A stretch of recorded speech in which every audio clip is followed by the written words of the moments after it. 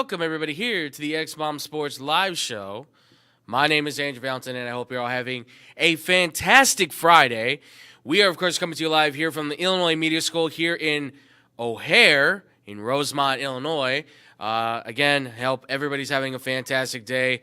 Unfortunately, my man, David Dykstra, could not be with us today, but do not worry, ladies and gentlemen, because we are still joined by some wonderful people in the back. And talking with us today, once again, is going to be my man, helping out in the back, doing a lot of the work, helping these youngsters out there, Mr. Scotty Kiefer. Scotty, how you doing today, man? I'm doing fantastic. Thank you for having me on again. Absolutely, man. Absolutely. Well, it is a pleasure again to have you, as well as Bjorn, our man Julius, and, of course, the lovely Antonia in the back as well, helping out to run the show, ladies and gentlemen. That is the Boom Crew back there, ladies and gentlemen. There you go. Yeah. God, it feels good to be back. Thank you guys so much for this. And thank you, of course, to you, the wonderful fans who make this possible, ladies and gentlemen. We have a lot to talk today. We got a lot of NFL football to get through. Plus, we're going to get into that college football stuff. So, without further ado, ladies and gentlemen, I hope you're ready. Scotty, are you ready? Guys, are you ready? We're ready back here. Let's do it then, ladies and gentlemen. So, we're kicking this one off with the Chicago Bears. Holy cow, they actually pulled it off. They got the W, ladies and gentlemen, and it was an ugly one. A 12-10. It was not fun to watch. It was not fun to watch. I mean, 12-10 final score. The Bears able to pull it off. A solid drive at the very end there from Justin Fields to kind of make it happen. Thank you to DJ Moore, of course. Highlight of the game, obviously, coming from the defense. They had a spectacular kind of day. 4 interceptions, 8 pass deflections. They got after the quarterback, Joshua Dobbs. I mean, that was their game. I mean, 7 interceptions, I think, in the last 2 games. They've been on their mark. Now, granted, who have they been playing, but Lions absolutely, I think, are something you got to consider as a big hit for this defense. But, nothing against Dobbs, but Joshua Dobbs is not exactly Jared Goff or Patrick Mahomes or anything like that. But a big win for the defense. Obviously, they were the big highlight, I would say, of the day. The offense, yeah, there were some good moments. There were some good moments here and there. The problem, obviously, was that not getting in the end zone, considering the team that they were playing, and not to take anything away from Minnesota, but obviously there were better. This was an opportunity to really make a statement for the offense more than anything, especially. So, just from my perspective. But Scotty, what about you? Where do you see it? So, here's some stats for you. Okay. Before Monday night, teams who never scored a touchdown in the game were 0-28 before Monday night. Okay. And the Bears pulled out the win. That's the most Bear thing I've ever heard in my life, being able to pull off a win like that. That's a great way to put it. I would say that's an excellent way to put it. I mean, this team has been very topsy-turvy, right? Because at the very beginning, it looked like it was going to be just another bad season going down the drain. And then ultimately what we see is there's a few turning points here and there, but ultimately you can read between the lines and find the good and the bad, I think, in that. And now you're starting to see where maybe Matt Eberflus's kind of strengths are coming to the forefront, but at the same time, it's also starting to highlight the weaknesses of what is the offense, right? And having Luke Getsy, who's not only having play calls and all things like that, but obviously there's a big stressor coming from the fact that the offense is not executing properly. And then you get into the situation with a guy like a Justin Fields, right? The quarterback of the Chicago Bears. Now, Fields himself had, I would say, a fairly good day, right? I mean, well in above the 60% completion percentage, right? Yardage was good. I mean, he ran the ball fairly well. I mean, he was doing his thing, and he led to the game-winning drive. Can't take that away from him. It is the fact, though, that he doesn't get in the end zone in this game, be it rushing or passing, that I am going to take away from this. And then, obviously, you have to highlight, too, he does have the fumble, which we kind of talked a little bit about on Blow the Whistle. If you didn't watch Blow the Whistle on Wednesday for a 3-year anniversary show, highly recommend you do. We'll be putting that podcast out later, so make sure to go check it out on Spotify and all the wonderful podcasting platforms you can find it on. But I said the first fumble that Justin had, I would say was definitely on him. The second one, I put more on Cole Kmet because he had to commit to blocking one of those two guys. Had he blocked Pace Jr., the linebacker, I think there's definitely a better chance for Justin to not fumble the ball if the safety's hitting him on his left side where the ball's on his right side. So, I mean, I'm not going to fault Justin too much for the second fumble, but it's going to count against him. And so even if you take that one away, it's 34 fumbles now in 3 years, or almost 3 years now. And the more I look at him, the more I don't want to take anything away from him. It's just that it's still a question mark. He's still an enigma among starting quarterbacks. And you kind of have to go, well, is he the franchise? Because now he's the guy, but there's a lot of guys, right? Everybody can be a guy. Brock Purdy's the guy in San Francisco. There's a lot of different quarterbacks that are the guys that are out there, right? But to be the franchise, you have to make plays that certainly stand above and beyond everybody else. And I think he's done that in the here and there, but it's been so spotty that I don't think you can commit to saying he's a franchise quarterback. But that's me. Scotty, what about you? Where do you stand with looking at what you've seen from Justin Fields to this point? So I talked about it on my show. I stood up for Justin so much because as a fan, I truly believe in him.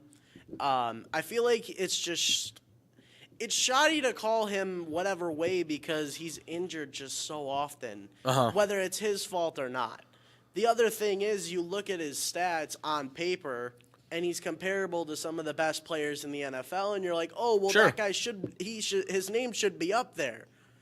And then you take into account, oh, well, he's got, 4 or 7 wins as a quarterback in the NFL?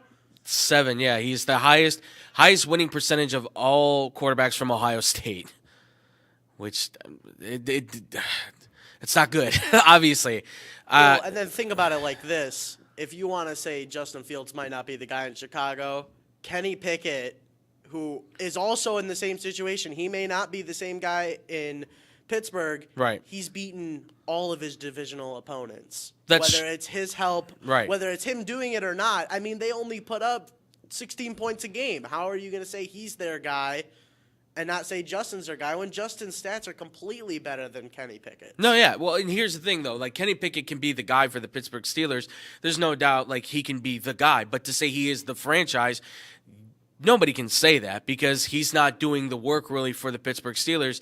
That's a lot more of it is coming down to the defense. Now, obviously, the Steelers did something that they have never done in a long time, and we'll get into that, and everything kind of changed for them on that side of the ball. But is that going to be consistent? That's going to be the other thing. This was one game for him. Are we going to see more of that from Kenny Pickett? And at this point, I don't even know if he's earned enough kind of credibility to be able to say, like, oh, you should keep him. Like, if I'm Pittsburgh, I would seriously consider not taking a quarterback in the first round, but by next year, I'm starting to look at the next class of guys and go, okay, if Kenny doesn't make a superb jump, we need to start thinking about the next guy.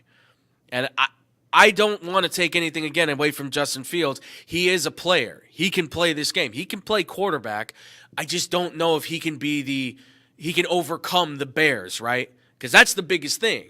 Because I put it out on Twitter. I said I'm staking my claim. I'm putting the flag in the hill, and I will die on that hill if I need to. I do it all the time. But I do think that Caleb Williams is better than Justin Fields. And I think he is a guy who can help you overcome the Chicago Bears. Because Fields right now is stuck in that realm of the Bears being caught in 1985 and 2006, in 1965. I think they're trapped in this area that they can't get out of. This culture that they believe in, defense is the way, and we power football, and that's been their way for over 100 years now. Like, you got to transform out of that. Now, a lot of that comes, I think, down to the owners. They always want somebody who's like that, and this is where Poles, I think, has to go out of the box a little bit more, find the guy right, a Ben Johnson, Slowick from the Texans, Waldron from the Seahawks, young offensive coordinator that can come in here and change the way that the offense is looking, get into a more modern-day offense. I just don't know if Justin can be that guy. I think he's a guy that send him to Atlanta, send him to Tampa Bay, send him to Seattle if they're done with Geno Smith, and I think he can thrive to some degree. I just don't think he's ever going to rise to the level of being an elite quarterback. And if he's not going to be an elite quarterback, I don't think the Bears can hang on to him because I think they need the elite quarterback, and I think that's Caleb Williams. That's just me, though, again. But, Scotty, yeah. Yeah, so one, talking about the coaches that you're bringing up, another name that has been thrown out so many times is Jim Harbaugh. Now that he was suspended from Michigan. Yeah, right.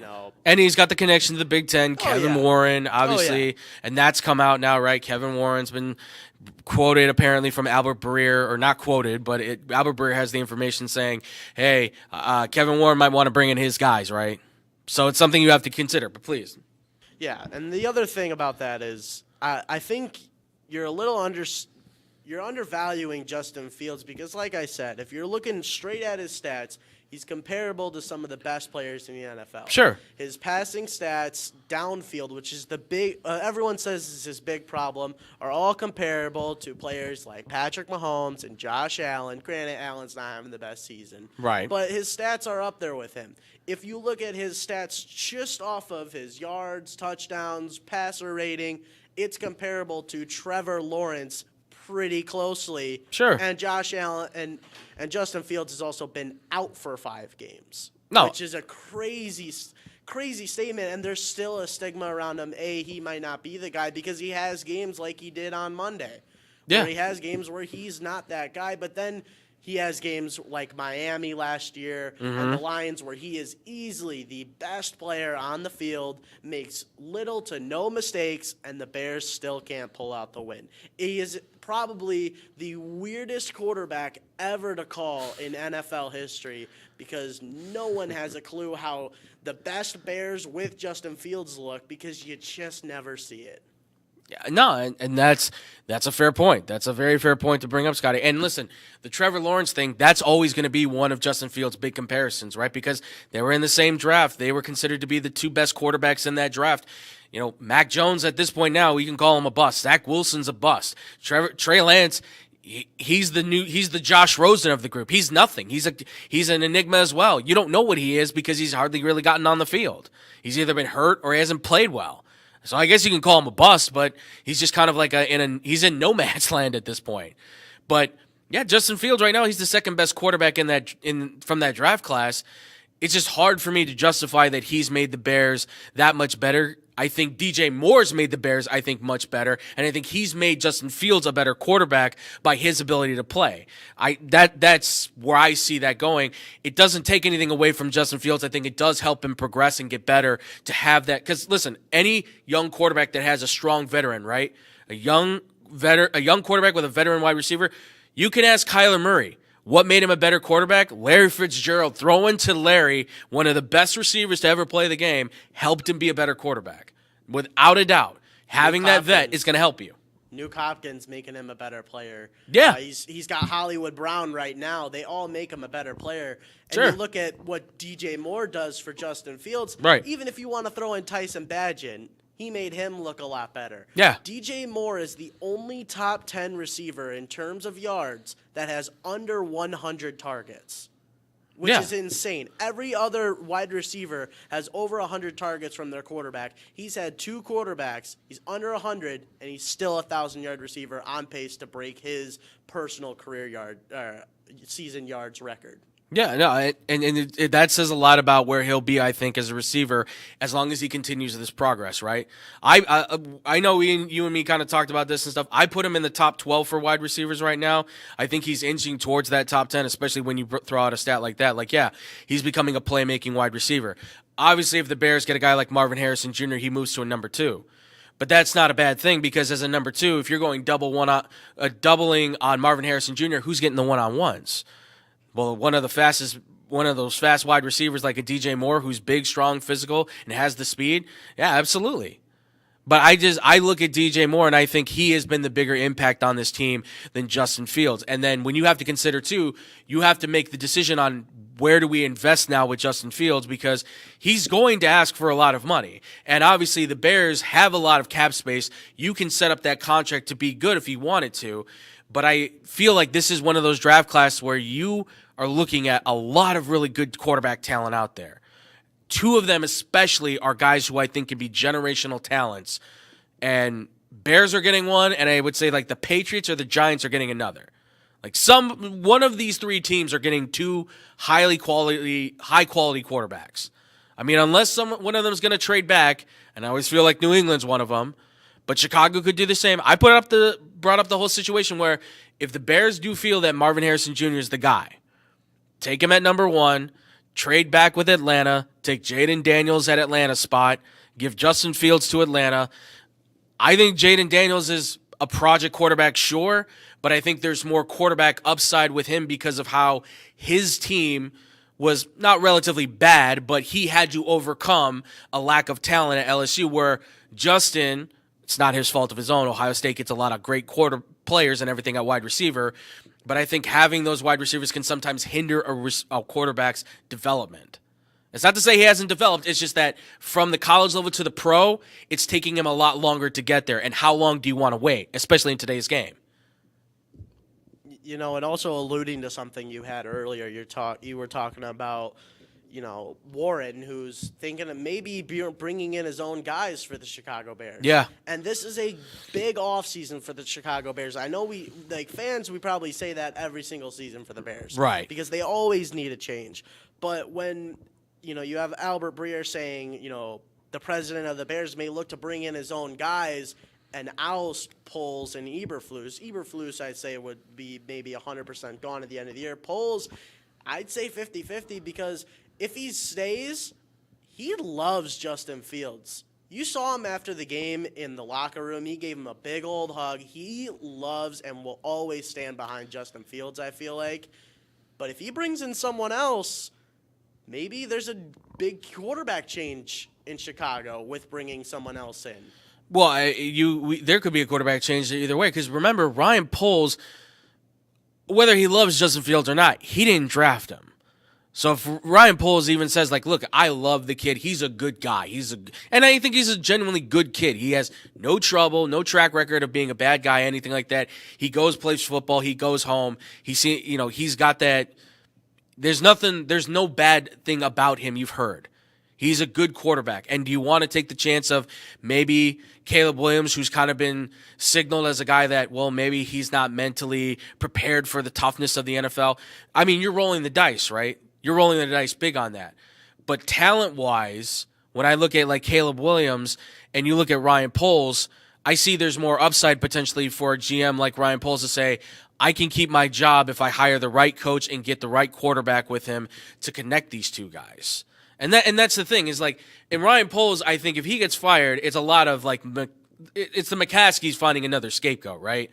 Eberflus is an easy kind of like toss him out. He's been bad. We know he's been. It was Lovie Smith 2.0, and not to take anything away again from Lovie Smith, but Lovie Smith was fired because he was outdated. Unfortunately, the Tampa 2 defense just expired because teams were spreading them out. Like what was it we saw? Chris Conte was covering Randall Cobb at one point in Never the Tampa say 2 that guy's defense. name ever You again. can't. Yeah, you can't do that. You can't do it. And that was Randall Cobb at his best when he was an Olympic sprinter. Never say Chris Conte in the state of Illinois ever again. I have nightmares. You mean? About that Well, he play. was new Adam Archuleta because Adam Archuleta was supposed to be so great. I mean, that's the thing though, is that they were so convinced like that Lovie's and again, he was successful. It worked in the 2000s. He went to the Super Bowl. He did. He went to the Super Bowl. But once the 2010s started hitting, you saw that his defense was starting to get cooked. They were starting to get spread out. They were starting to get worn thin. I mean, how many times did we see Aaron Rodgers as that young quarterback who just won a Super Bowl in 2010? He started picking the Bears apart with that. I mean, Jordy Nelson, he's a great wide receiver, but he was getting open way more often than he probably should have. Against a guy like Pat Tillman, against other great corners like Tim Jennings and stuff like that for the Bears at that time. Like their defense should have definitely been better, but they were getting outdated. That's part of the problem. Wasn't only that, you saw Lovie Smith's defense start falling apart when he went to the Bucs. And then Right. recently at Illinois, Yeah. you saw it kind of fall apart Yeah. there. And then the Texans, well, in the Texans one, I've stated I think that was just kind of like a fill-in. We need somebody to take over the helm and be the scapegoat, so we can say, all right, we're bad, we'll fire him, we'll get a new head coach, And D'Amico Ryans is doing a good job because D'Amico Ryans is bringing in a different kind of defense and brought in an offensive-minded guru that's young and innovative, and obviously that's working for the Texans. But I think that's where the Bears need to go. They need to find a new young head coach, Ben Johnson, Slowick, somebody to take over as the head coach, come in. I think they need a new quarterback, and I think they just need to revamp everything, bring in a defensive coordinator that's not all about – that hits principle needs to go. Don't worry about the turnovers right now that they're getting. That needs to be the emphasis. Get the interceptions. Make it instant offense. Go for the touchdowns. They're avoiding that. I mean, get the pass protection and everything too, don't get me wrong, but make those big plays count. Look at Dallas, right? Who ever heard of Bland? Who ever heard of Deron Bland? That dude is leading the league in interceptions right now, and he has the record for interceptions returned for touchdowns in a season. I didn't know who this dude was, but clearly Dallas knows how to do it, which means Dan Quinn is going to be up for a head coaching job at some point. I'm not saying the Bears should hire him. I'm just saying he's doing the job. That's what the Bears need. Offensive coordinator that can develop the offense and a defensive coordinator that can go and get that ball taken away, get turnovers. I'd like to ask you this point. Please. In Ryan Poles' era, Yeah. what has he missed on his player personnel, bringing players in? Not coaches, yeah. players. Uh, I'll tell you this. It's thin. It's very thin. No, it is. He it has is. not missed much. No, he hasn't. He hasn't. But it's going to come down to, obviously, does Kevin Warren feel that he is secure with Ryan Poles being his guy? And I think he will. I don't think Poles is going anywhere.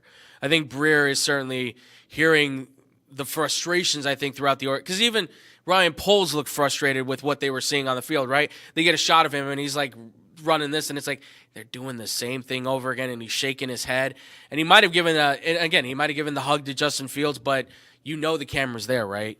To be fair, Poles looked like he was Amazon shopping on Monday up watching the game. He was on his computer. He looked like he was looking at the Cyber Monday. He might have been. Yeah, he might have just been like, you know what, I'm going to do a little bit of Christmas shopping while I got the chance because this is ridiculous. He was trying to find a new trade to get an edge rusher or something maybe on Amazon. But let me just say this. I mean, you look at off the top of my head, the only two I can think about that he's probably missed on is I never liked that he traded away Khalil Mack. I understand he had a big contract, but look at what he's doing in Los Angeles. He's still killing it. Right. And I honestly don't think they should have gotten rid of David Montgomery. Now, it worked in the end. Right. It worked because Roschon Johnson looks really good. Sure. Deonta Foreman looks good. Herbert, he was hurt, but he still looks good.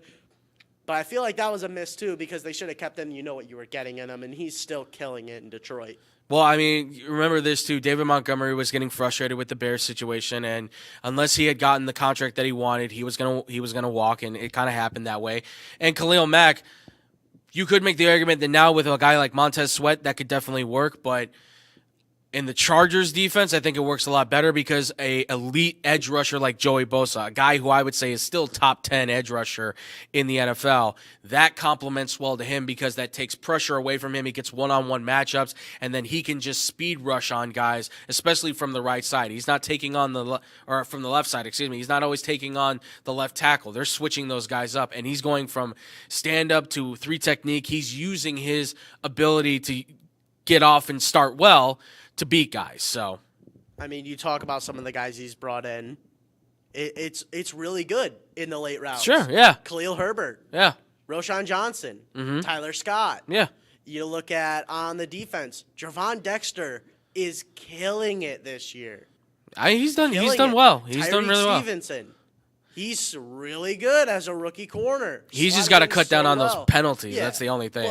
But I mean, those late round guys, he's drafting really well late. The only one that I'm gonna say is the big bust of him, and this is like the major star that you can say is the bust. Is Jones. Jones, the receiver, which I will never understand why they took that man. I just don't get it. I really don't. I can't catch a punt, can't catch a kick. New Devin Hester, my ass. I don't know where that connection ever came from for that dude. I really don't. So, but no, I agree with you. I don't think they should fire Ryan Poles. I don't think they will. I think this is going to be a situation where the Bears, they walk into here, they're going to do some changes, but I think quarterback could certainly be one. They're going to have to really assess. But obviously, ladies and gentlemen, let us know what you think. Do you think the Chicago Bears should make these changes? Comment down below. Let us know. When we come back, we got more NFL news to talk about. We're bringing it down right here on the X-Bomb Sports Live Show. The Chicagoland area has a large number of lonely dogs currently filling shelter pens, just waiting to find a family.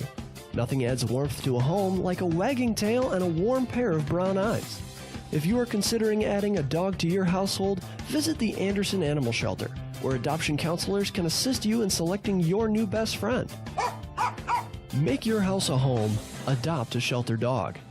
To see a current list of adoptees, visit their website at www.andersonanimalshelter.org or meet them in person at 1000 South LaFox Street in South Elgin.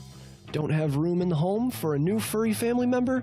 Donations of toys, collars, and soft or hard non-perishable dog food are always accepted and are greatly appreciated. All animals are spayed or neutered and are waiting with tails wagging to find a loving home. Visit 1000 South LaFox Street in South Elgin or www.andersonanimalshelter.org for more details. Hey, watch your mouth. Why? I'll just put a quarter in the swear jar. Once it's filled, we get a Coors party after work. I've been drinking Coors since my college days. The cold draft taste is second to none. Yeah, worth the recorder, am I right? You know it, mother. Hey, you get those reports done? Yeah. No. You, sir.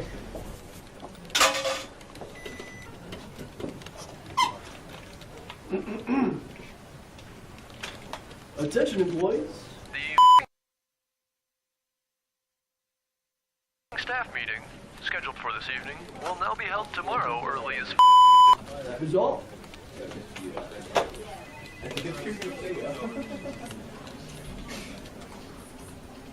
Dudes, we're only 75 cents short.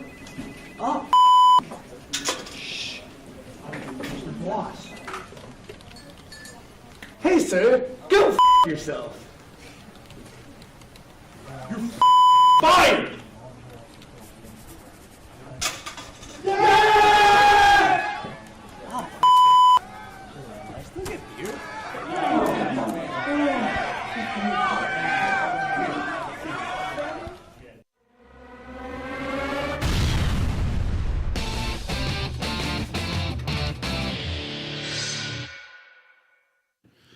And welcome back, everybody, here to the X-Bomb Sports Live Show.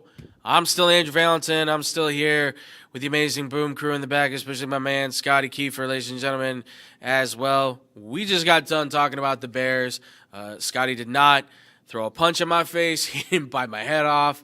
I didn't want to upset him too much as a Bears fan, but luckily he's one of the more calmer heads. There are some around here that you just can't talk to.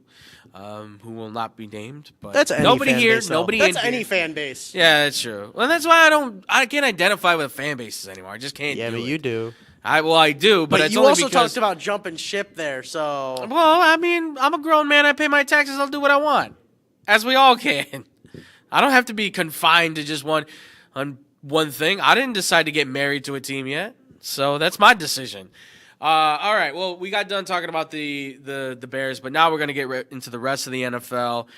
And we're going to start this one off with kind of not so much breaking news anymore. Obviously, it's kind of past, but it's certainly interesting news. And we had a chance to talk with our guy, Rob Brown, of the Rob Brown Show. We talked with him on Blow the Whistle about the Carolina Panthers situation for Frank Reich. For those who don't know, the Carolina Panthers have now fired Frank Reich after a 1-10 season on the year, in his very first season as well for the Carolina Panthers. If you're thinking he's been there for a while, no. 11 games he got, and that is it. So Panthers now officially are looking for a new head coach. Things are going to get interesting now. David Tepper absolutely stepping to the podium and trying to make sense of everything, and everyone kind of leaving scratching their heads. So there's a lot of interesting tidbits to this whole thing with the Panthers now. But Scotty, from your perspective, I mean, looking at the Panthers situation, what's your take on this thing right now? So if you listen to last show, we talked a lot about Jimbo Fisher. Yes. Who got let go from Texas A&M, and all that money that goes into release and that it goes into firing your head coach. That's a lot of money going to Frank Reich. Yes, sir. $25,000 a day Yeah. to cover his contract, and Dave Tepper believes that that's gonna help Bryce Young. To cut your head coach, who revitalized Carson Wentz, Yeah. maybe once or twice, depending on how you see his Indy career. I would say twice. I'd give him twice. He built him and then he revived him. Yeah, but at the end of the day, he believes he can bring in someone else right now from hiring within for the rest of the season to be their interim head coach that's going to help Bryce Young. It makes every game for them the rest of the season so interesting because you need to see if it's the right move. And obviously, it's not end all be all this season.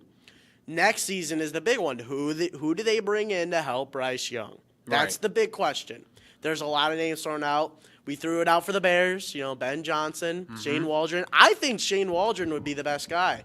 I think he walks in to the Panthers HQ, goes to Dave Tepper, and goes, hey, look, I threw up 35 points on the Cowboys in prime time.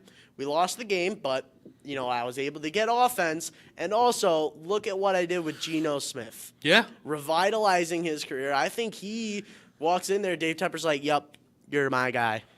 Yeah, it definitely. Well, and that's the interesting thing, right? Is that the Carolina Panthers are kind of are stuck in a situation because of the trade they made with the Chicago Bears. It might be the worst situation for a head coach to go into Yeah. ever. Yeah, absolutely. You have one offensive lineman, if that, and Ekwonu. You have a couple of defensive pieces right now on the team, but guys like Brian Burns and Derek Brown could eventually find themselves saying, yeah, we're out of here. I mean, and they've been pretty good pieces on the defensive side. Luckily, they have guys like J.C. Horn that they can kind of lock down for the long term, but there's just not a lot to really work with in Carolina on the offensive side of the ball, right? The receivers, your best guy is a 36-year-old Adam Thielen, who can't really run anymore. Chuba Hubbard, who has seen very little action when it comes to running the ball. It's very inconsistent. There's just too much with Carolina that becomes question marks, right? There's too many, but maybe and could they? We thought the Cardinals were going to be one of the worst teams, and it turns out the Cardinals are actually going to probably be, at least if anything, they're going to be top 5, but no, Carolina easily is at the bottom of it. Now, I don't think Bryce Young is a bust, but I definitely don't think you can call him the franchise quarterback. And that's what number 1 overall pick usually kind of sends out, right? This is the guy that you see being the franchise quarterback for the next 15 to whatever you want to say now, 20 years, right? But I just don't see that with Bryce Young. I think he's a guy who you have to build around him and make everything perfect for it to work. And by the time his career is hitting that 3-4 year mark, the Panthers could be going, oh, look, there's some quarterbacks coming out by that point that you could say, yeah, we're going to move on from you. You're just not going to get done. I mean, you look at his counterpart, C.J. Stroud. Yeah. I mean, that is night and day difference between the two. And they will always get compared to. They will always. Just like Justin Fields will always be compared to Trevor Lawrence, Ryan Leaf to Peyton Manning. Right. All those guys. He'll always get compared to C.J. Stroud. And when you look at what they're doing so far, it's not looking pretty. No, it's and that's the biggest hit, right? Is that you're looking at the Panthers and you're looking at the situation that Bryce Young's in and you're looking at what CJ Stroud's in, and both of them you can make the argument have average weapons, below average weapons, things like that on their hand, but Carolina is it's a mess. They tried to put this thing together with Band-Aids and duct tape that are already soaked in kerosene. It's just not going to happen right now. It's something that they're going to have to reload through draft picks, or they're going to have to figure out in the next 5 to 6 years. And the problem is that David Tepper, the owner, is so impatient. He wants to win now. He wants the contender now. He wants them to be back in the Super Bowl. Well, you don't have a Cam Newton. You don't have the offensive line stability you had when you had guys like Gross that were on the offensive line being the secure left tackle. You don't have a Josh Norman that's emerging as a cornerback that can take the ball away at any time. You don't have a Luke Kuechly to man the middle, really. Yeah, you don't have those pieces there that can make it happen. Not yet, at least. You're going to need to develop. You're going to need to draft. You're going to need to grow and pay. You're going to need to go into free agency and pay more. And not for a 35-year-old wideout that's knees and feet are busted. I don't know. I don't know where Carolina goes from here. I don't know what David Tepper's plan is. I agree with our guy Rob Brown. I think he does care. I think he does want to see the franchise be good. But like he's told us, when he was a Steelers minority owner, he wanted Mike Tomlin fired. And look, I'm not saying Mike Tomlin's had some of the most amazing moments lately, but the guy has always found a way to be able to win, right? It's got to be the worst situation for a head coach to go into. Oh, absolutely.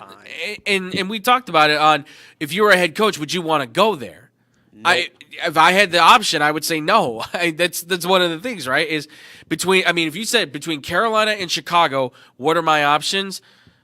I mean, it's the lesser of two evils, unfortunately, I would have to say, but I would choose Chicago because at least you have a playmaker at receiver, an offensive line that might have some stability if you can figure out the center spot, and then a defense that is looking better. But as long as you make the right coaching hires, you can build that team out. Carolina is going to have to be like a complete revamp, a complete overhaul of talent. Did you already mention the idea that like Frank Reich wanted C.J. Stroud and not Bryce Young? Obviously, that has to be a huge factor into that whole consideration. No, thank you. That is our man, No Gimmicks, Nick Johnston, who just did his wonderful podcast with Bad Karma Wrestling. Guys, check it out. They went just before us, him and David Dykstra. Killed it, by the way. And No Substitute for Sports live on twitch.tv/SportsOnShy. Absolutely, guys. Go check it out.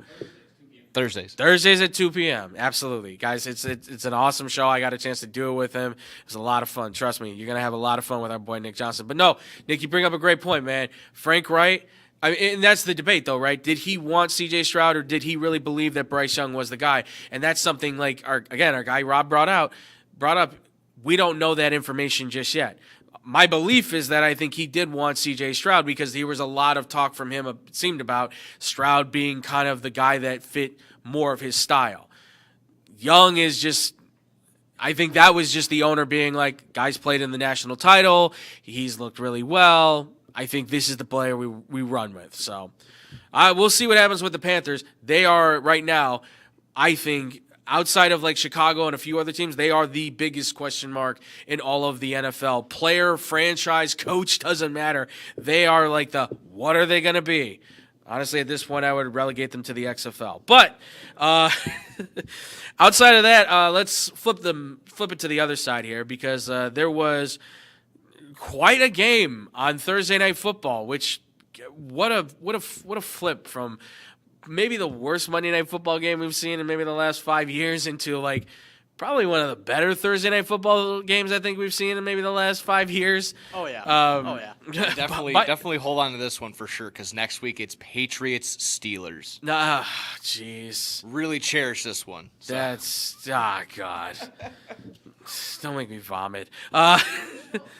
They didn't even show a player on the Patriots on the graphic. No, He they tweeted it out last Yeah. night because I didn't even notice it. They showed Bill Belichick. Well, somebody's got to get the credit for what they've been doing, right? And who better than Bill Belichick? But Is we there got really any credit? And I mean, they're 2-9, Yeah. 2-10. There's no credit there. We're going to be talking about him here pretty soon. But Cowboys getting their first win of the season over a team above 500. But it took some work. 41-35 final score. They beat the Seahawks. But even with this win, I mean, I think the biggest question that stands right now is Dallas, are they a legit? Because everybody's having the discussion. Are they a legitimate playoff team that can go take this run, go into the playoffs, and possibly get back to the promised land that they haven't been since '95? Is that possible? When you look at their record, it looks nice and shiny, but I've seen polished turds before. I think it is possible. There is that little, Philly's coming up next week. Philly also has the Niners this week, so it's going to be tough. Obviously, That's right. Philly's possibly coming off a loss. It's going to be a weird matchup to see there. But there is a chance where the Cowboys can get in as almost the number one seed, if they're not the number one seed in the NFC East. So I think there's that. And I don't know if you're going to get to it, but if Dak Prescott if anybody else had Dak Prescott's numbers, would he not be MVP right now? I just feel like he's just not getting enough shine there. Oh, absolutely. It's a shout. Yeah. No, I agree with that. I think Dak should definitely be in the conversation for MVP, which I know is going to make a lot of people mad because how dare we put a Dallas Cowboy quarterback? yeah. But how dare we do that and say, because listen, the way that he's led that team, it's nothing against Tua and the rest of those guys that I know are in that fight, Patrick Mahomes and all the. He's just been executing. You know what he reminds me of? He reminds me of the Dak Prescott we first saw when he came out when Tony Romo went down. This is the Dak that we all looked at that was working. And I don't know if it was Jason Garrett, but Mike McCarthy, I think, has done something with him and with the offense. And I will say, though, I think a lot of it is also the emergence now of CeeDee Lamb, which I think he had already emerged, but now we're seeing him go from he's like a top 10, 12 wide receiver maybe, and now it's he's shot up to where I'm putting him in the top 5 wide receivers right now. Ridiculous yards after the catch, ability to be able to break away speed, big time touchdown plays. Everything that you lost in Amari Cooper, you've gained back with CeeDee Lamb, and you can only imagine if.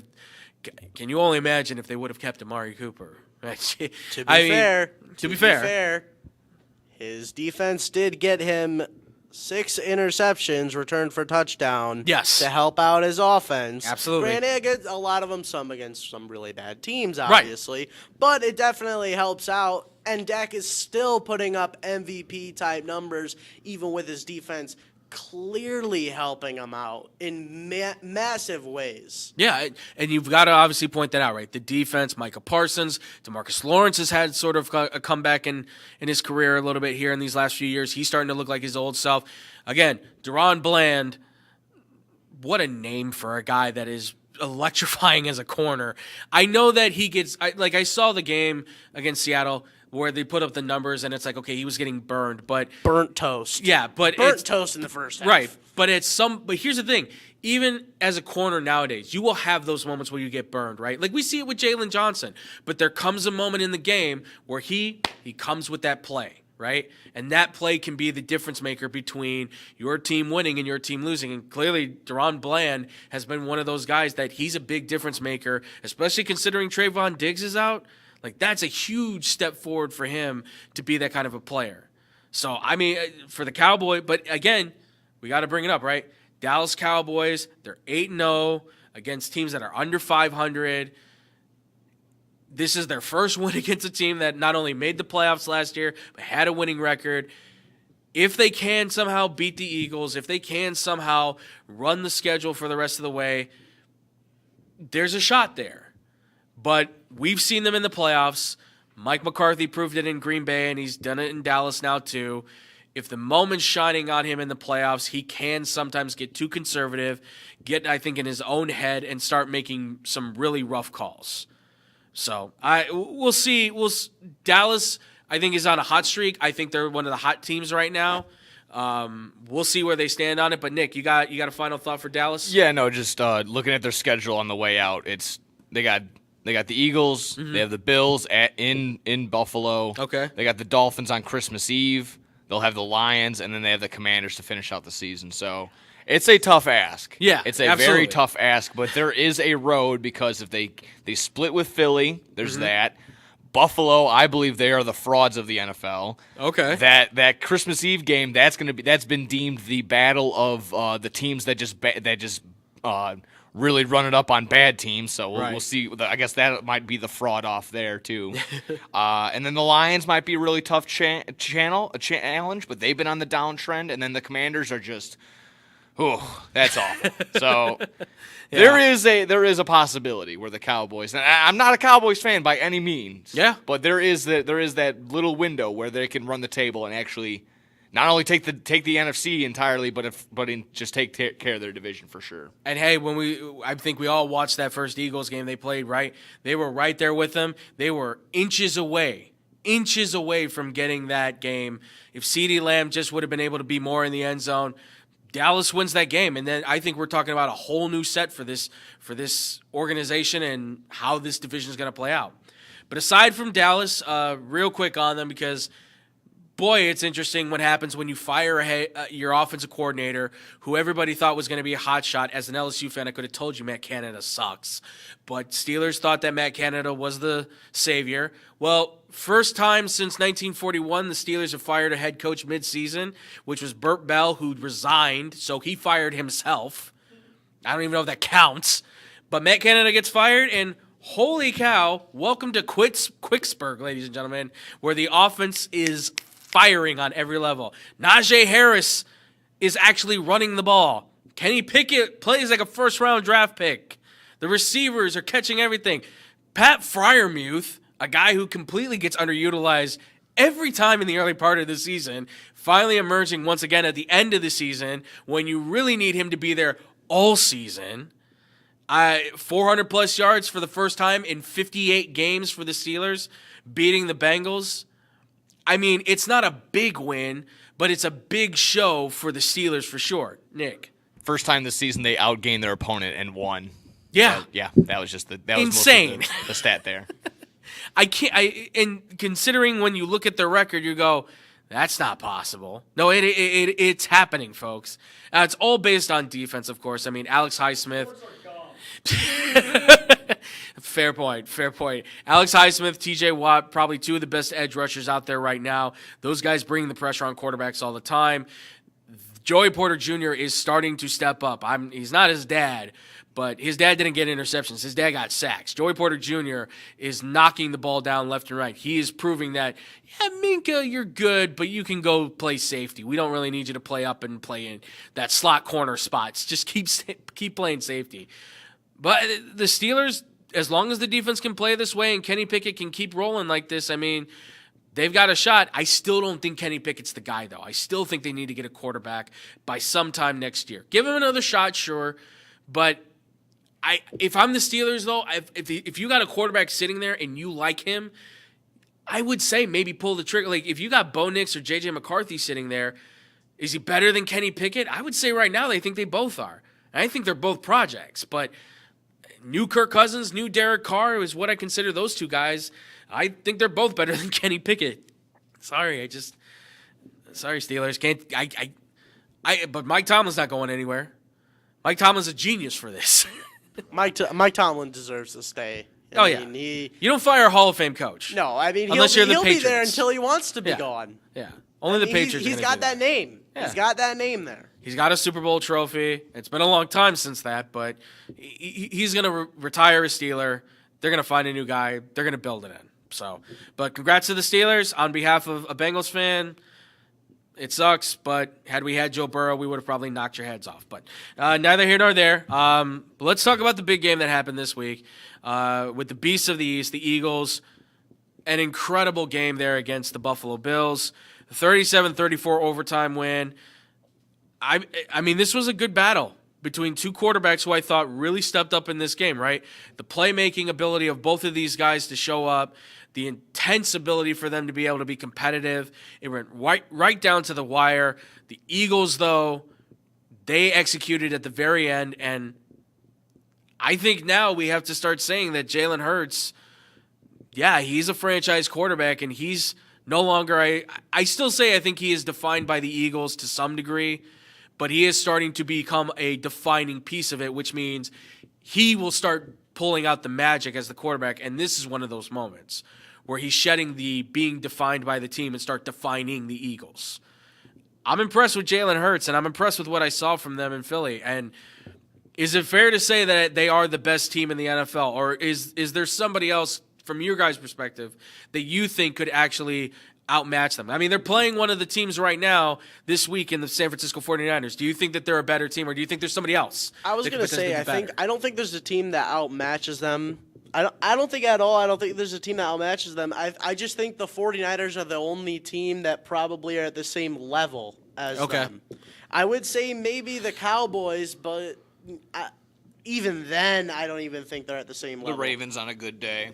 Yeah, Ravens on a good day, maybe. I still don't think their defense compares as well as the Eagles' defense, though. Okay. And that's the other thing about this too, right? Is that coordinators are gone. Both guys who helped them get to the Super Bowl, Steichen, Gannon, both gone. They just load in new guys, and all of a sudden it's like, man, they don't stop. In fact, it's fair to say I think they might even be better.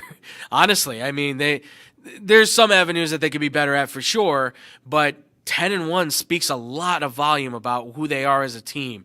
They are shutting guys down. I mean, the only reason I note this is because I just wanted to say, like, and I understand where you're coming from, Nick, like with the Bills, like we see this over and over again with them, right? They get so good, they look so fantastic, and then they hit a chunk of the schedule where they're playing better teams, kind of like the Cowboys. They play the better teams, and they start hitting that wall. And I think a lot of it is Josh Allen's trying to do a lot. They don't have an established run game. I think they get that 2 tight end system going with Knox back. You can start running the ball better, but you got to get a running back in there, be it Saquon, Najee, whoever you can trade for, sign somebody that can give the pressure, take a little bit of the pressure off of Josh Allen just to stop running the ball and let him just sling it to Stephon Diggs, because Stephon's getting upset. And that's the other thing, too. I think there's a lot of drama that happened in Buffalo and now you've got the even more drama, right? Because you got the arrest warrant for Von Miller for the assault, which is another rock in the shoe, right? And it leads you to say that maybe this isn't probably the year for Buffalo at this point. There's just too much noise going on with that team. In the same way with the Cardinals when they went undefeated for the while there, right? It was a year, 2 years ago when they went undefeated, right? They had the 9-0 record going. There was just so much noise going on there in Arizona, but they were going undefeated, and then what happened? They immediately started dropping off. Steelers another good example. Yeah, Steelers are another one. The Corvette. Yeah. You know? I mean, that time to be a Steelers fan was terrible, and then they got blown out at home to the Browns. Yeah, that was embarrassing. That was absolutely embarrassing. All right, well, we'll get into this next one real quick. The New England Patriots are absolutely abysmal. Bill Belichick having his worst season since 95 with Cleveland and 2000 with the New England Patriots. Last year with the Browns, first year with the Patriots. It's obvious what the problem is because if you look at the record with a guy by the name of Thomas Brady, 249 wins, 75 losses. Without Brady, he's 82-98. Now that's Cleveland and New England combined, right? I think it's fair to say that the Tom Brady way is the Patriot way, right? That it's one and the same. The Patriot way, and here's the thing. The Patriot way works in the 50s, 60s, 70s, 80s, 90s, 2000s.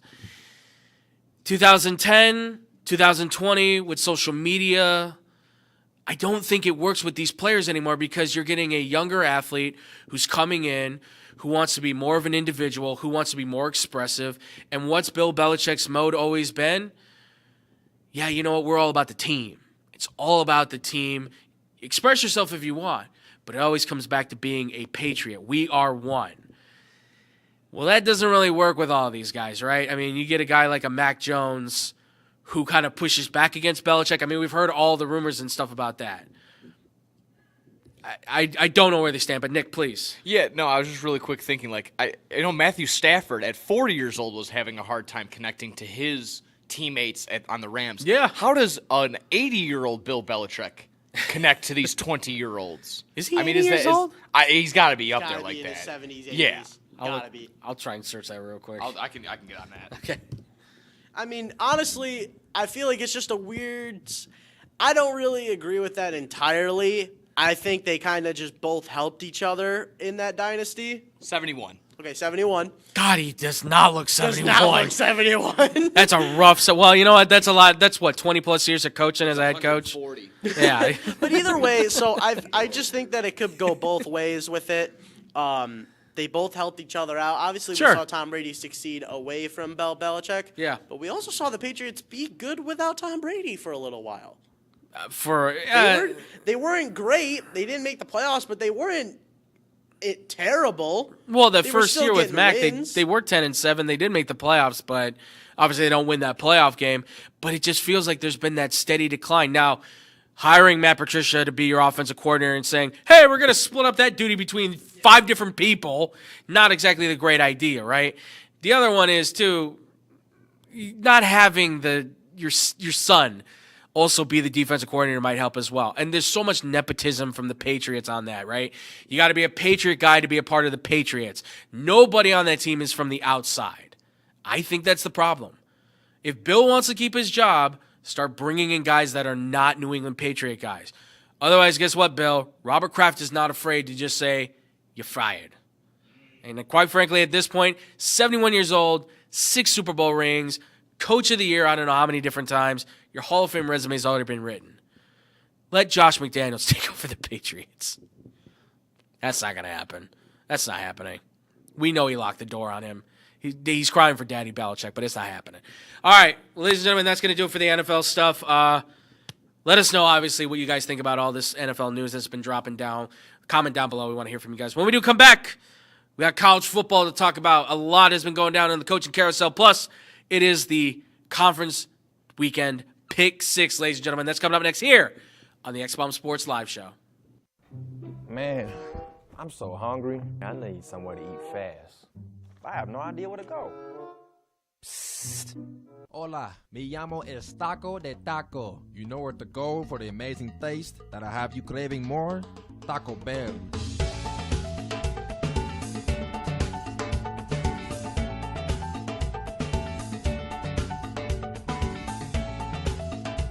All right, can I get 20 tacos, please? You got it.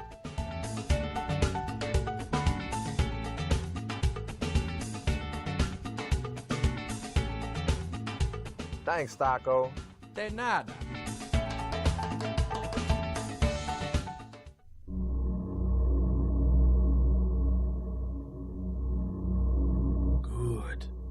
Good. That's it.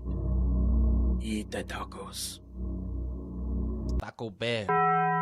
Live más. Throughout the 1960s, 70s, and 80s, Judy Finelli established herself as a masterful juggler and performer, making appearances everywhere from Carnegie Hall to Sesame Street. With her loving heart, she has brought warm smiles to children everywhere she has performed. She even started the San Francisco School for the Circus Arts, but shortly after, she was diagnosed with multiple sclerosis, and by 2004, she was completely paralyzed. In celebration of her accomplishments and to fight the illness that had crippled Judy, a group of students from the San Francisco Clown College have compiled the perfect holiday present for those who want to laugh and to help those struggling with the illness. The goal has been set at $1 million raised, with 100% of any dollar made to be donated to the Judy Finelli Fund, which is helping find a cure to multiple sclerosis. Visit www.circuscenter.org to make a donation or to purchase a framed Naked Clown photo or the full Naked Clown 12-month calendar. Remember, 100% of every dollar is donated and goes to fighting MS.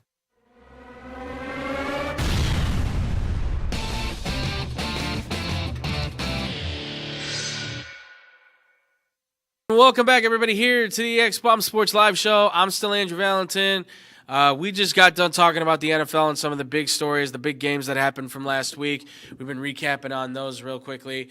Of course, still with me, man, is my man Scotty Kiefer. We got Bjorn on the board there, ladies and gentlemen, for the Boom Crew and everything. And ladies and gentlemen, it is time now to go talking into college football here, ladies and gentlemen.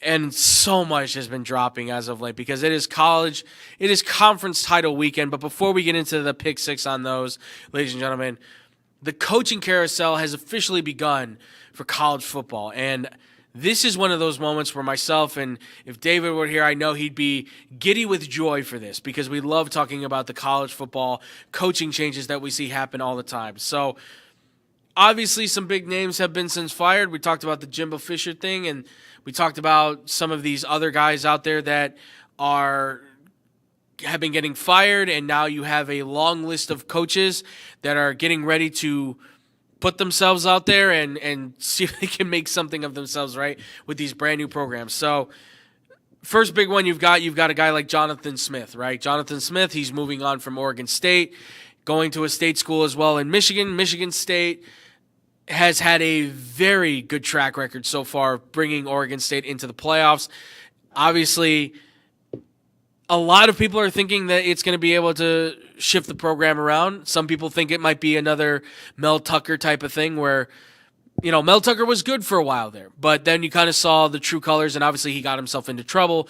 But regardless, Jonathan Smith going into Michigan State, I like the move. I think it's a solid move for Michigan State. I think it's a guy who can right the ship, who can give you good recruiting, who can bring in guys on the transfer portal. I like the move. I was going to say, question for you, Andrew. Do you think now that he's hired, you just talked about the transfer portal, DJ just said he's going into the transfer portal. He put his name in there. Is MSU a location for him to take his talents for his last year of eligibility? Oh, I think so. I absolutely think so. Is it going to be top of the list? Maybe not. Remember, Jonathan Smith is very much more defensive-minded.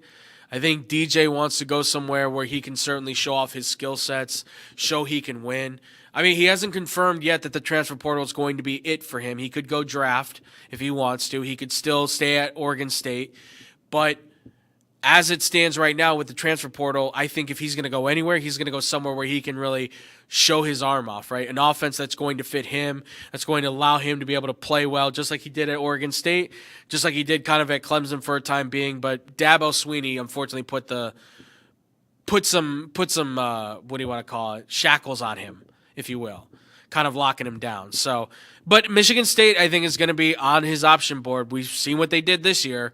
But I think Jonathan Smith, I think that's a great hire for – you got to get away from the Mel Tucker stuff. And I think he's perfect. He's kind of – he is what he is. He's white bread.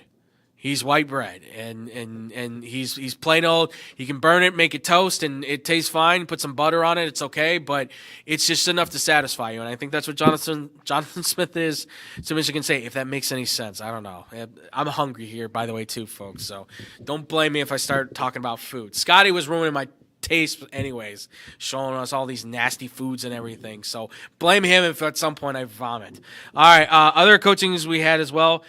Texas A&M, obviously, they fire Jimbo Fisher. They hire the head coach of Duke, Mike Elko. You're also forgetting they start a cult in the press conference. What is going? Like, I understand it's your tradition, but it looks so weird. Yeah, it's the Aggies are odd, man. Texas A&M's a weird school. Like, what is an Aggie? What is an Aggie? Well, I thought we went over this before. I'm pretty sure, but well, you got to remember, like, my favorite, the late great Mike Leach made a great comment. Who's like, they got those cadets over there who play fake army men, because they were once a military school, but now have since eliminated that. But they keep the cadet thing, like, as a thing you do in school, but it doesn't mean anything. So, but Mike Elko, it's not a needle mover of a coaching hire. That's the only thing. Like, from Duke to A&M, it's a huge jump. I don't know. I don't think he's going to bring in Riley Leonard. I like Riley Leonard a lot, but I don't think he's going into A&M to make some sort of cosmic shift to the team. I don't know what A&M's going to be able to do. They're still in the SEC. Is Mike Elko going to be able to make enough, do enough, and recruit enough to be able to put A&M at the level of the rest of the SEC? You're asking a lot. Not only that, this is the year that the SEC changes. Yes. You're bringing in Oklahoma, you're bringing in Texas. It's going to get tougher in the SEC. And the SEC is, in my opinion, the best conference of college football. Yeah, you can also say the same thing for Jonathan Smith. At MSU, right? The Big Ten's changing. Yeah, it's a weird time in college football to be a new head coach in specific conferences. I mean, even the Pac-12, for any team that's getting a new coach there. Right. It's a weird situation there because everyone's leaving. I don't even know who's going to be in the Pac-12 next year. Yeah, right. The Big Ten, any coach coming in, you got IU getting a new coach. You got MSU that we just talked about. Yeah. They're in a weird situation, bringing in 2 new teams there. Yeah. Yeah, and then obviously the SEC bringing in Texas and Oklahoma. It is such a weird.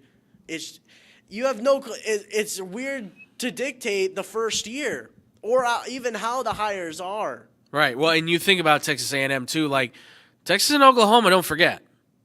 They don't forget. They know that you left. They were not very happy about that. They were like, listen, you broke up the rivalry. Now, obviously, they're leaving themselves, but they're moving back in. And it's kind of like, if you have a sibling, I don't know this, but I've seen it so many times where your sibling goes off to college, right? He moves out or she moves out, and you're like, I got my own space. I'm going to take over their room, and this is my house now. And then what happens? They come back home. And then what happens? I need my room back. Give me the keys to my car. No, you can't be there anymore. That's my TV, right? Everything comes back to being theirs. That's what this feels like. A&M moved away to be like, ha, this is our space now. And they're going in and going, yeah, actually, we need all of that back. We need all of that prestige that you thought you were getting. We need that back because we're Texas and Oklahoma. We've done way more than you ever have in your entire history. Sorry, not sorry. It's just the truth, right? I mean, the national championships, the stars, the NFL players, all of them, they're all there. It all counts for that. Scotty? Andrew, let me ask you this. Out of anyone else that's been hired in this coaching carousel so far, who do you think walks into the best situation? You know what? I really like the Fran Brown hiring from Syracuse. They hired the DB coach from Georgia to be the new head coach for Syracuse. The ACC is going to be a little bit shaken up now because teams are going to be changing out quarterbacks, right? Jordan Davis is out. We're going to see the Drake May leave. The ACC is going to open up here for Syracuse. I like that move. Indiana's move is good too. You're getting Cignetti from James Madison, and what a run James Madison's had.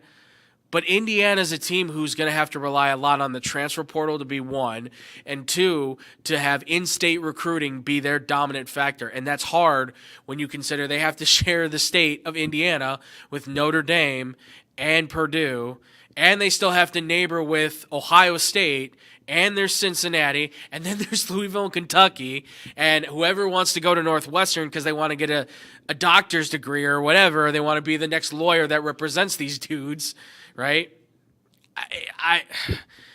That's tough. I like the coaching hiring there, and then San Diego State's, I don't know if Sean Lewis is going to be able to handle taking over San Diego State because everything I've heard is Mountain West is moving into the Pac-12.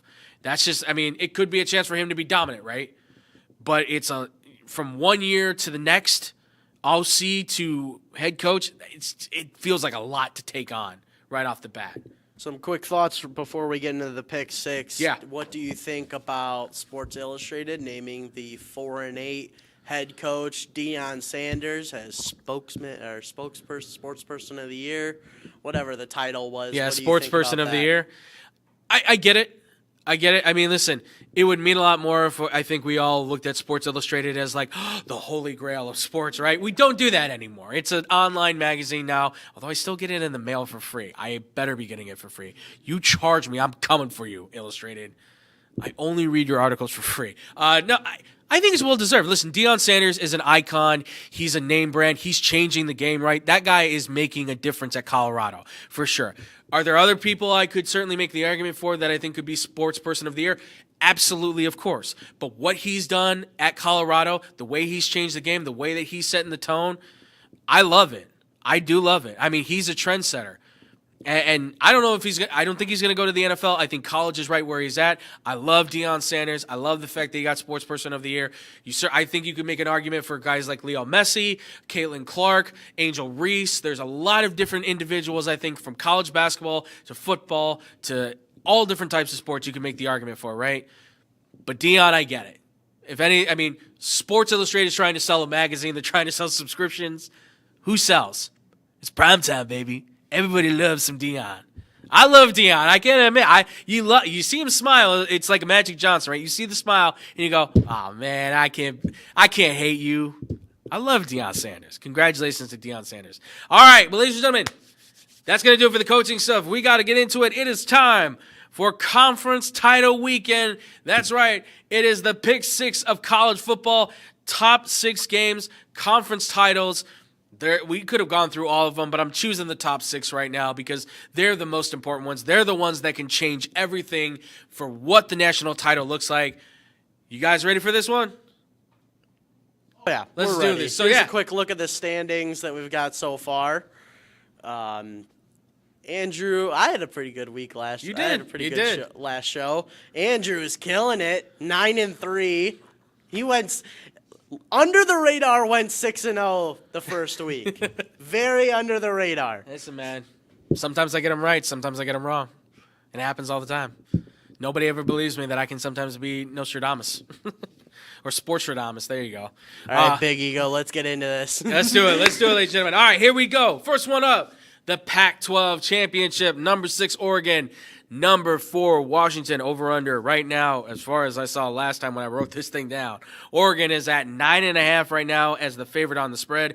The over-under is at 66.5. Again, this is when I wrote it. Scotty, who you taking for this one, man? Well, you heard me the last time I said, man, I hate the disrespect Washington gets. In the sports books, I don't understand it. On the opening line, I never understood how it's that far down for Washington. I think they're, plus 240 right now, I think I got them at. I believe so, Because yeah. I think, the last game they played, Washington pulled it out. Yeah. I understand now it's neutral site, but I just think Washington is the better team. And they may not be in the best, run right now. They did have a tough last 2 games, and Oregon's obviously killing it. Yeah. But I think at the end of the day, Washington's going to come out and play and get the win. Okay, all right. I like that. I'm going to go the opposite with you. I think this is going to be another game like we saw the first time these two teams matched each other, right? But Oregon right now looks like they are far more complete than Washington, and that's the difference maker for me. Like, Washington's defense has been good. Trice is a great edge rusher. They've got some solid DBs. But Oregon's defense as a team, it's the Michigan thing, right? Where Ohio State has the name brand athletes on defense, but Michigan's defensive unit together, they're just they're a rock. They're a steel rock that you can't move. It's the same thing with Oregon. Oregon doesn't have they've definitely got name brand athletes, of course, but you know them more as the defensive unit of Oregon, and that works to their advantage, I think, over Washington. So I would say I think it's Oregon winning this one. Do you think Washington can cover? Do you think Washington can cover? I think so. 9.5. I think so. At 9.5, yeah. I think they could certainly cover. You're giving them 9.5 points. They have a good enough offense to do it. So I would say, yeah, absolutely. I think this is going to be like a 7-point game. This is going to be that kind of a close game. I do for as them. well. I think Oregon has the ability to take the ball away and use that to their advantage. When they get turnovers, they make plays on offense. So I'm going to take Oregon on that, but you're taking Washington. That's fair. All right, next, we've got the Big 12 Championship, number 20, Oklahoma State, shocking the nation, I would say, after the season they've had. They're taking on the number 7 ranked Texas Longhorns. The Longhorns, as of right now, are favored by 2 touchdowns. The over-and-under's at 54.5. Scotty, started off, man. Who do you think's winning this one? Hook 'em. They should cover. The over should hit. I think this could be a big statement win for Texas. Yeah. And we're going to get into it later on, with the possibilities of the top 4. I think this could be a statement win for Texas, who a lot of people think they were disrespected in the polls being at 7. I think that this could be a big statement win for them with a huge margin that could propel them to get them a shot at the top 4. I agree. I agree. Texas's run defense has been great. Ollie Gordon's probably going to have himself a game. It's not about stopping Ollie Gordon. It's all about shutting down Bowman, the quarterback, who has just been average, below average as far as a quarterback goes. I like Quinn Ewers a lot more than I like Bowman. He's been a more consistent quarterback. He's one of the best quarterbacks we've seen come out of high school. I know he hasn't been great for Texas, but he's on a mission to prove that Texas should be. And this is their moment, right? They win this game, and Washington loses to Oregon, and a few more things happen, which now a few of these games might be – one of them is definitely going to be a question mark now, and we're going to get to that here soon. But this is Texas's moment to say, we're coming back. We haven't won it's been 2005 since they won that, and that was when I first got into football. Loved watching Vince Young beat the USC Trojans. That was a great game. But this is Texas being, we're coming back. We're the statement. They win the national title. They win the national title this year. Watch how many dudes flip over to the Texas Longhorns. Watch it happen. And then we're gonna have to start changing our words on Sark that he can't do it. I mean, we've all doubted him, I think, at some point. Now he's doing it. Props to Texas. I got them on a blowout. Big time blowout. Hook 'em. All right, next. This is going to be one of the big matchups. I can't wait for this game. Number 1, Georgia, taking on number 8, Alabama. I forgot to put the number 8 in there. It's all right, though. Number 8, Alabama. Georgia favored by 5 points. Over-under is really not right now sitting at 55.5. Scotty, Georgia has been one of the top teams all year long. Do you think Alabama can pull it off? So, Georgia have obviously had the weirdest season. They're still number 1, Yeah. but they look terrible against some pretty bad teams. They But have. they pull it out in the end. Yeah. That's why they're undefeated. That's why they're number 1. Absolutely. Alabama needed a miracle against Auburn, who, as Mr. Rob Brown said, lost to New Mexico State. Yes. Okay? Fair point. Fair point and all. I think, but we've also seen Georgia, when they come up against these good teams, completely flip the switch and destroy them. Yeah. I don't think that happens here, but I do think Georgia wins pretty convincingly. So I like them, and I like their spread.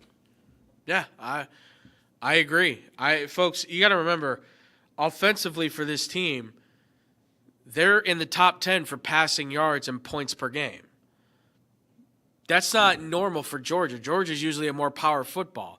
Now, they are top 10 also in points against, right? They're 6th right now, which easily could put them in the top 5 if they just stop one more time. And Georgia, and you're right, Georgia had some moments where against some bad teams where they looked bad, and I think they underestimated them. But Georgia is Georgia for a reason. They're 2-time national champions for a reason. And I would say Carson Beck is a better version of Stetson Bennett. I don't necessarily think the kid's going to be a first-round pick. I don't think he's ever going to win the Heisman. But if he can lead him to another national title, it's totally worth it. I think Georgia, I'm going to say Georgia by a big blowout. I'm thinking like 2 touchdowns, kind of like how Texas is.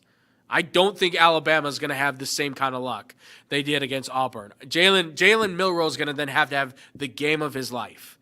And this is a big ask for Jalen Milroe for the game of his life. I could see just whatever quarterback plays better, that's who wins.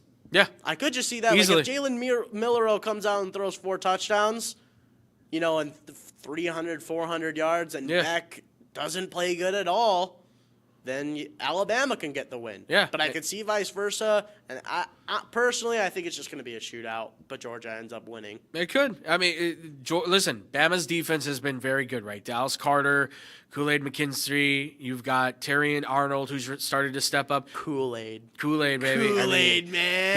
They've got playmakers on that team. They've got playmakers on both sides of the ball. So it's going to be a fun one. Georgia just has that experience. Those kids have been there. That coach has done that. Saban has as well. They've been there, done that too.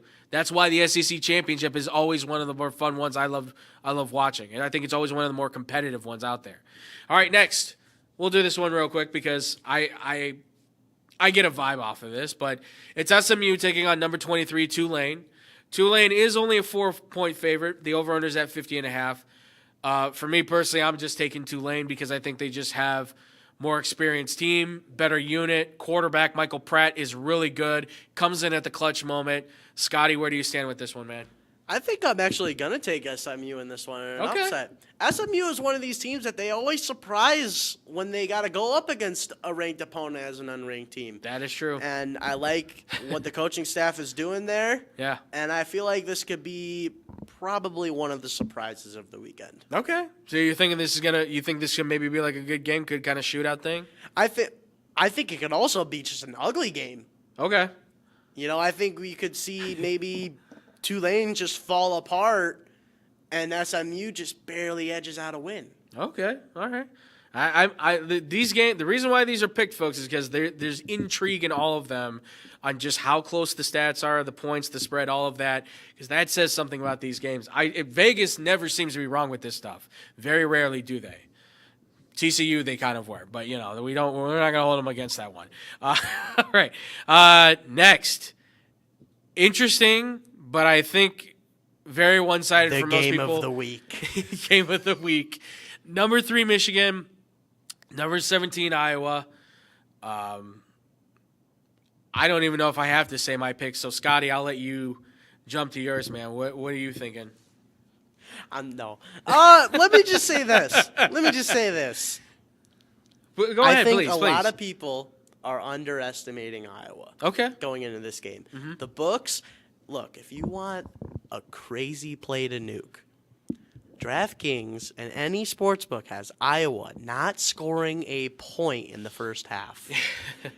That's crazy. Yeah, You're was telling it me they can't get a 0.5, right? field goal? I think a lot of people underestimate their defense, and I think they could cause a little panic in Michigan. Okay. It is John Harbaugh's first game back, Yep. so I will give him that. I do think, you could get a little bit of panic there. Okay. In the first half. I got Michigan. I think Iowa covers that pretty easily. That over at 35, Yeah. and they don't even project Iowa to score a touchdown. It's crazy. Listen, don't be surprised if Iowa comes out and they win. Okay. All right. I don't mind. By the way, the lines have shifted on a few of these. Since I wrote this on Monday, the game has shifted now. Michigan is now only 22-point favorites. So there's money getting played on Iowa, I think, now at this point. But the over-under has shifted down a point to 34.5, which, by the way, this is the lowest over-under in modern college football history since betting has become such a big thing. I mean, in all the modern years. Hold on. Iowa was at 24 and went under last week. Right. And maybe that's conference championship, probably something like that. But Sure. I mean, if the over doesn't hit for Michigan, Iowa, there's a problem with college football, and they need to look into it. We've been saying that for years on this show, haven't we, folks? You've let us know through the emails. Yes, NCAA, more corrupt than FIFA. No, as a soccer fan, no, it is not. See, and that's why I brought it up, because I knew I wanted to see what your reaction would Give be. me this real quick, because I didn't bring it up. I'll blow the whistle. Real quick. How does Messi win the Ballon d'Or, doesn't get MVP in the MLS, and doesn't even make team of the season? Let me know. Yep. Okay, come on. Erling Haaland, 50 goals, whatever. Whatever. I agree with you. Don't worry. I agree with you. Don't spaz out on me. I agree with you, okay? But, yeah, very corrupt here, folks. All right. Michigan, I think they're blowing out Iowa, personally, myself. I don't see how they could possibly. Iowa may have a shot. I agree with you. They may disrupt them a little bit, but that team is just so complete. I don't think they're as complete as Oregon, but they're pretty complete. Michigan should take care of business. Should. Absolutely. And the last game, the last one of the Pick Six, this just got interesting now, folks. Louisville, 14th in the country now. At the time, they were 10. Taking on the number 4, FSU, Florida State Seminoles. This line has moved from 2.5 now to 1.5. The over-under has now moved to 46.5 because if you haven't seen, backup quarterback Tate Rodemaker is now doubtful for the conference championship game here for the ACC. So this now shifts completely, and our guy David has really been preaching that the Cardinals could potentially upset Florida State. And I'm almost now, I think, inclined to agree with him. But before I'll state mine, Scotty, now knowing this information, where do you stand, Florida State, Louisville? Who do you think's winning it? Ladies and gentlemen, this is why you like and subscribe to X-Bomb Sports. We drop news on this show. Yes, we do. Oh, Sometimes. that changes it. Yeah. That really changes this game. I like Florida State's defense so much. Yeah. That's the thing. They're good. That's the thing that's holding me back from going straight Louisville after hearing that, because their defense is so good. Yeah. But I think I am inclined to agree that Louisville can pull out the upset in this game. Okay. And completely change what the college football playoff looks like. Okay. All right. I agree. David, I know you're out there listening maybe, but we're going to let you know, I agree. This is now LSU, sorry. Wow, I got a bias for LSU. My bias came out there. I'm sorry. Jaden Daniels for the Heisman. All right. I'm good. Got to get one out at least. I don't see how Louisville can lose now. Now, granted, I haven't seen every Florida State quarterback play. This next kid that shows up could be the guy. I've looked at their depth chart at this point as far as it goes for quarterback.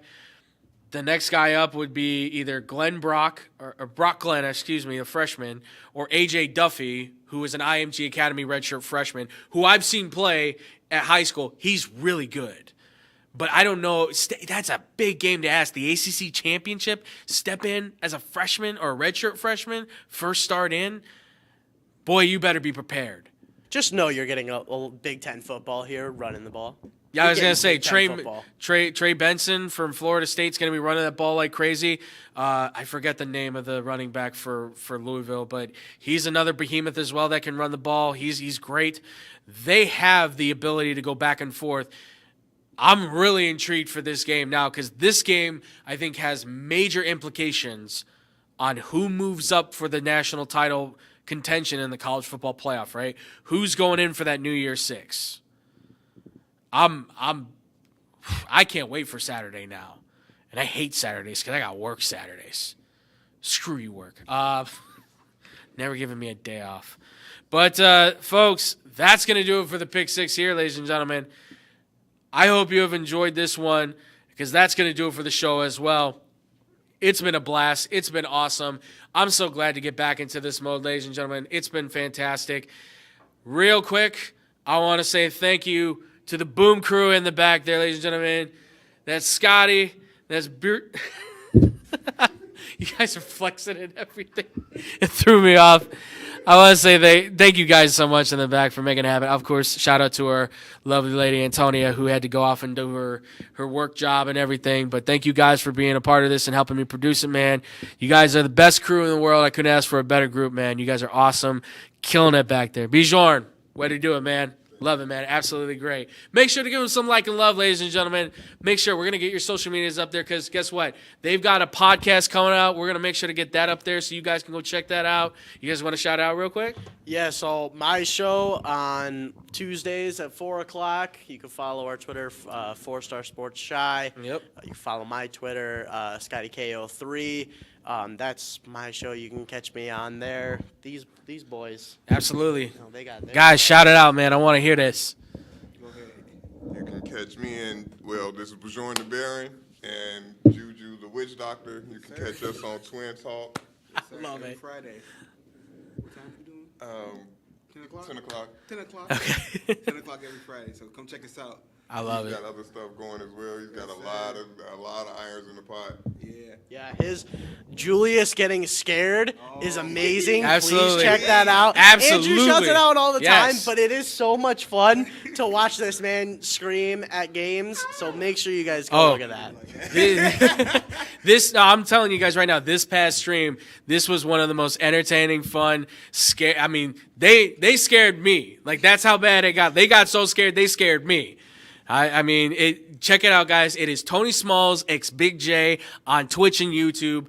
Absolutely amazing. They've been doing The Mortuary Assistant. Next week we're doing Five Nights at Freddy's, correct? Yes, sir. I can't wait for that. It's going to be better than the movie because that movie was terrible.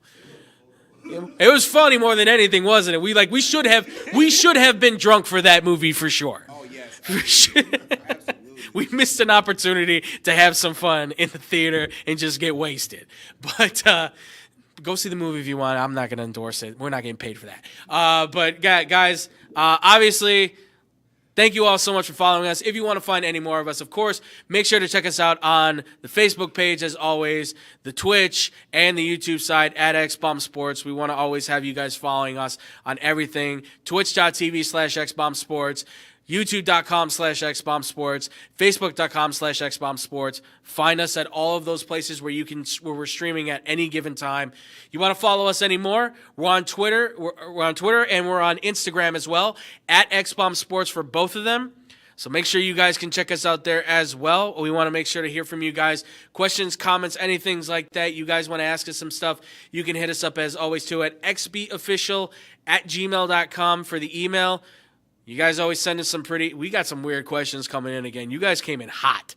Like, I mean, one of these days we're going to do... Let's do it next week. We might. Well, the weird questions we're going to have to save for a more mature stream because, man, you guys come in with some stuff. And obviously, you want to follow myself. I'm at The Fluffy Guru on Twitter. I'm at Boom Crew Captain on Instagram. As always, make sure you guys can follow me, yell at me, love me, whatever it is you want to do. I appreciate it. And with that, ladies and gentlemen, we're going to get out of here so everybody can go home, eat, and somebody can go to work. Thank you all so much for watching. Thank you all so much for listening. And we'll see you next week. And as always, much love. Peace out, Boom Crew.